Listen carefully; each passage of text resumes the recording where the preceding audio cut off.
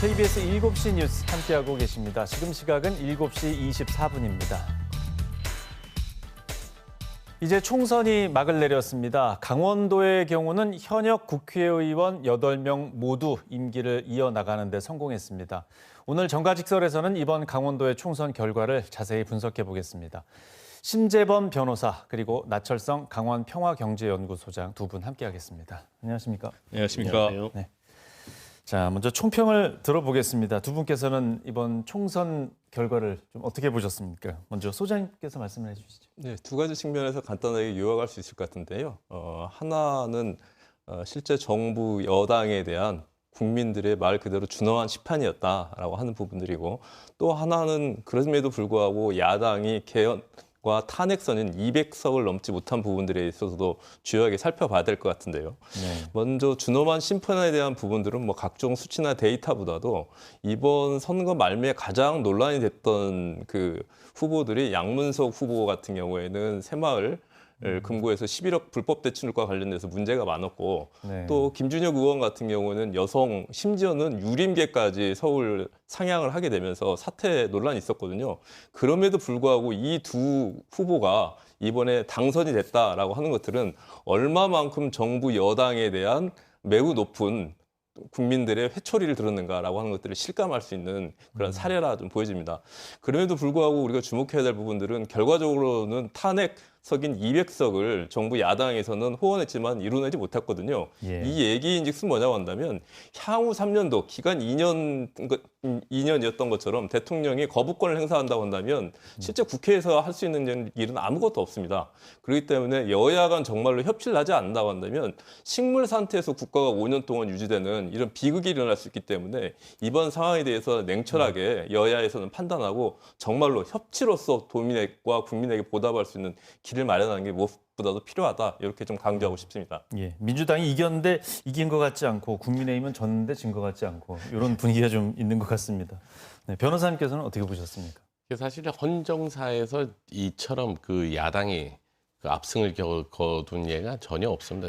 최초입니다, 지금. 사실 선거 자체만 본다 그러면 야당의 2당, 3당이 된 지금 민주당이나 조국혁신당이나 뭐 그 일당 민주당 대표는 지금 전날까지도 중앙지법에서 재판을 받고 이제 선거에 임한 상태였고, 조국혁신당의 조국 대표는 지금 2심까지 실형이 확 나온 상태입니다. 그럼에도 불구하고 여당이 이겨도 전혀 무방한 선거임에도 불구하고 오히려 야당이 압승한 부분에 대해서 좀 돌이켜볼 필요가 있는데, 네. 이는 여당이 전략적으로 전혀 잘못된 선택을 했다라는 부분. 그러니까 정치 행위에 대한 어떤 방향성 자체가 그냥 국민들은 나를 봐달라고 그러고 어떤 정책을 얘기를 해달라고 그러는데 그저 야당 2조 심판론이라든가 이런 식으로 야당 이 부분에 대해서는 이미 지난 대선에서 충분히 심판이 됐다라고 보여지고, 그리고 부각이 됐었고, 오히려 당시에 긴가민가한 상태에서 윤석열 대통령을 뽑았던 지지했던 10% 이상의 지지층이 지금 빠지고 있다는 부분을 간과를 했다는 부분입니다. 사실 네.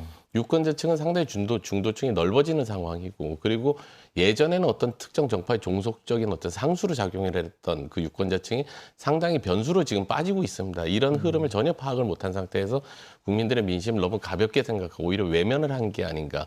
거기에 더해서 그 타당은 그 야당은 물론이거니와 여당에 대한 그 대통령이나 대통령실의 인식 자체가 국회에 대한 상당히 무시하는 어떤 그런 식의 태도를 보이지 않았는가. 그게 이 결과로 이어지지 않았는가 싶고, 그리고 거기에 방점을 찍은 건 결국엔 조국혁신당의 출현입니다. 조국혁신당이 출현함으로 인해서 기존의 보수와 진보의 어떤 대결 구도 자체가 윤석열 대 반윤석열 구도로 급속도로 재편이 되게 됩니다. 그래서 정권 심판론이 모든 이슈를 다 덮어버리면서 이번 선거는 이런 결과가 나온 게 아닌가, 그런 생각이 듭니다. 예. 사실 그 선거 직전까지 여론조사나 출구조사 결과까지도 강원도도 어느 정도 큰 변화는 있을 것이다 이렇게 봤었는데 그렇지는 않았습니다. 지난 총선하고 비슷했는데 그 표심 변화는 좀 어떻게 보십니까? 그러니까 표심은 지난 총선하고 비교를 할 수도 있겠지만 지난 대선과 지방선거하고도 비교할 필요가 있습니다. 표심은 상당히 다시 이제 지난 총선 때로 돌아간 느낌이 들고요. 사실 지금 유권자들의 선택 자체는 다선 의원, 그 현역 의원들을 전원 재입성을 시켰다라는 부분, 네. 그리고 기존에 이 의원들이 21대 후보자로 출마를 했을 때 득표한 득표수보다 대략적으로 상당 부분 2%에서 뭐 많게는 10% 이상까지도 더 많은 득표를 했다라는 부분. 그리고 그 춘천 뭐 그리고 원주를 제외한 나머지 선거구와의 어떤 그 투표의 어떤 성향 자체가 극명하게 나눠지고 이게 고착화가 되고 있다는 부분, 이런 부분이 있습니다. 이런 부분을 종합하여서 생각했을 때 유권자, 강원도민들의 어떤 유권자의 표심은 어떤 그 중앙 정쟁으로부터 좀 자유로워지고 어떤 여야가 협치를 해서 어떤 강원도의 실리를 챙기라는 그런 심리가 담겨 있는 게 아닌가 그런 생각이 듭니다. 예. 소장님께서는 그동안 총선 과정의 표심 변화를 어떻게 보셨습니까? 이번 강원도 선거 결과만 보자고 한다면은 더불어민주당의 패배이고 국민의힘의 승리다 이렇게 평가할 수 있겠는데요. 네. 의석수로 본다고 한다면 6대2라고 하는 결과가 나왔을 뿐만 아니라 주목해서 봐야 될 것들은 이와 연동돼서 4개의 보궐선거가 진행이 됐었거든요. 근데 4개의 보궐선거에서 단 한 석도 더불어민주당이 가져가지 못한 부분들에 대해서 눈여겨봐야 된다고 하는데요. 여기에 맞춰서 오늘 민주당 강원도당에서 성명이 나왔는데요. 이 도민들의 마음을 크게 얻지 못한 부분들에 대해서 깊게 성찰하겠다라고 하는 입장을 내놓았습니다. 이 출구조사 때만 하더라도 매우 예외적인 부분들이 발생을 하게 되면서 특히 상상하지 못했던, 생각하지 못했던 이 속초, 선거권과 그다음에 홍천, 횡성, 선거권에서도 경합적으로 나오게 되면서 아, 강원도에서도 새로운 역사를 쓰는 거 아니야? 라고 하는 그런 전망이 나오기도 했지만 막상 투표를 열어보자 결과적으로 보자고 한다면은 현 국민의힘 강화로 좀 나타나게 됐었는데요. 아무튼 이번 다선 의원들이 3선 이상만 하더라도 무려 5명이 이번에 출연하는 새로운 어떤 조건이 마련되고 있는데요. 거기에 걸맞금 강원도의 요구와 바람들을 정확하게 실현할 수 있는 그런 국회가 좀 만들어야 되지 않을까 싶습니다. 예, 결과는 같았지만 그동안의 표심 변화는 분명히 좀 있었다고 보여지는데 앞으로 이런 것들이 그 정치 지형에 어떤 영향을 미치게 될 거라고 보십니까? 가장 좀 주목할 부분들은 아무튼 여당은 대패하지 않았습니까? 특히 강원도의 여당 의원들 같은 경우는 속칭 윤석열 정부의 핵심 라인인 윤핵관이라고 불렸었거든요. 그런데 윤핵관에 있어서의 시효는 이제 다 했다. 이렇게 좀 평가가 될 수 있을 것 같은데요. 향후에 빠르면 6월, 길어도 8월 정도에는 다시 여당 내에 대표 선출이 있을 것 같은데요. 이 과정 속에서의 여당에서는 어떻게 다시 지역 정치권이 세력 개편이 이루어지면서 이합집산이 이루어지는지, 또 야당 측에서는 이재명 대표에 있어서의 재판 그 리스크 해소되는 과정 속에서 또 현실화되는 과정 속에서 지역의 정치 세력들이 어떠한 입장을 취하는지에 따라서 정치 지형의 변화도 예상이 된다. 이렇게 좀 말씀드릴 수 있겠습니다. 예. 변호사님께서 보시기에는 앞으로 이 총선 이후의 분위기는 좀 어떻게 달라질 거라고 보십니까?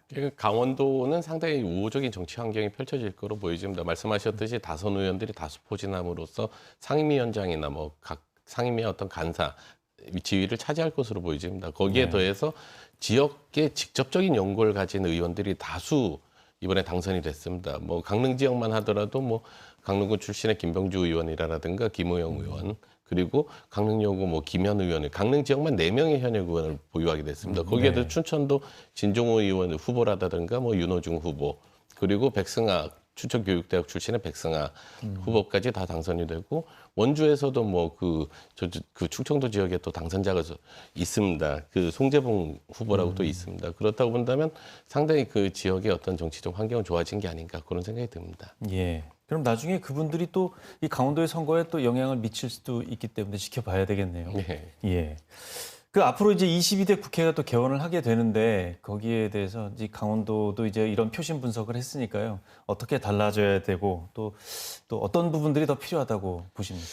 제일 그 중요한 부분은 사실 지금 대통령과 대통령실이 있고 여당이 있고 야당이 있습니다. 각자 자기 갈 길을 갈 것 같다라는 걱정이 됩니다. 사실, 지금처럼. 예, 사실 대통령의 어떤 그 여당에 대한 어떤 당 그립감이 상당히 약화가 될 것이고, 거기에서 당은 당대로 다음 선거가 2년이 지나야지 선거가 있습니다. 그럼 자기들 길을 갈 가능성이 있습니다. 이렇게 됐을 때는 오히려 제가 이번 22대 국회에 바라는 부분은 여당과 야당이 좀 합쳐서, 기존의 국회는 정부를 견제하는 역할입니다. 따라서 합심을 해가지고 그 국회 본연의 역할을 충실히 하는 것을 좀 기대하고 있습니다. 예, 초반에는 그래도 어떤 대화 의지가 있을 것 같기도 한데 좀 봐야 되겠습니다. 소장님께서는 어떻게 보십니까?